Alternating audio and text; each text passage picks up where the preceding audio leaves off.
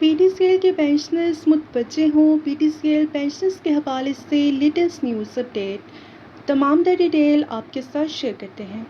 Moses P T C L pensioners case کے حوالے سے لیٹسٹ نیوز اپڈیٹ۔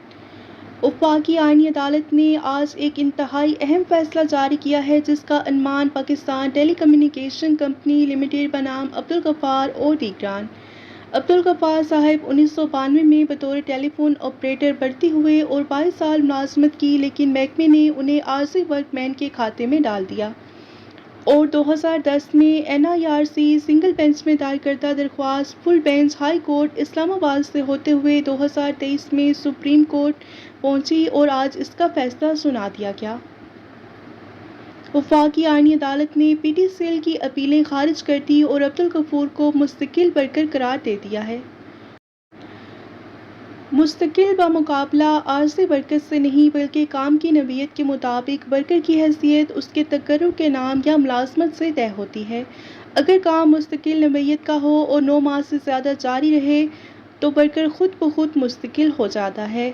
عبدالغفور کا کیس: 1992 میں عارضی ٹیلی فون آپریٹر کے طور پر بھرتی ہوئے اور 22 سال سے زائد مسلسل بغیر وقفے کے خدمات سر انجام دیتے رہے۔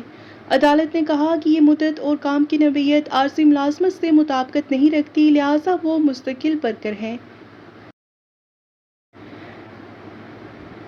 ریگولرائزیشن کی کوئی تکنیکی اصطلاح یہاں لاگو نہیں ہوتی، یہ قانون کے آپریشن سے مستقل حیثیت مل جاتی ہے اور اس تاریخ سے فائد دیے جائیں گے جب وہ مستقل ورکر بن کے، یعنی ابتدائی تقرر کے کچھ عرصے کے بعد، نہ کہ صرف درخواست دائر کرنے کی تاریخ سے۔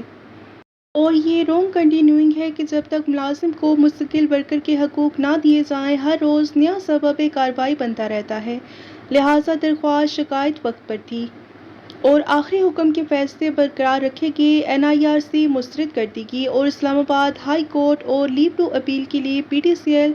خلاصہ: عدالت نے واضح کیا کہ طویل مسلسل ملازمت عارضی لیبر کو ختم کر دیتی ہے اور ورکر کو مستقل حقوق ملنے چاہئیں۔ یہ تھی P T C L pensioners کے حوالے سے لیٹسٹ نیوز اپڈیٹ جو کہ آپ کے ساتھ شیئر کی گئی۔ ویڈیو کو لائک کر لیجئے اور زیادہ سے زیادہ شیئر کریں۔ ملتے ہیں نیکسٹ ویڈیو میں، ٹل دین ٹیک کیئر، اللہ حافظ۔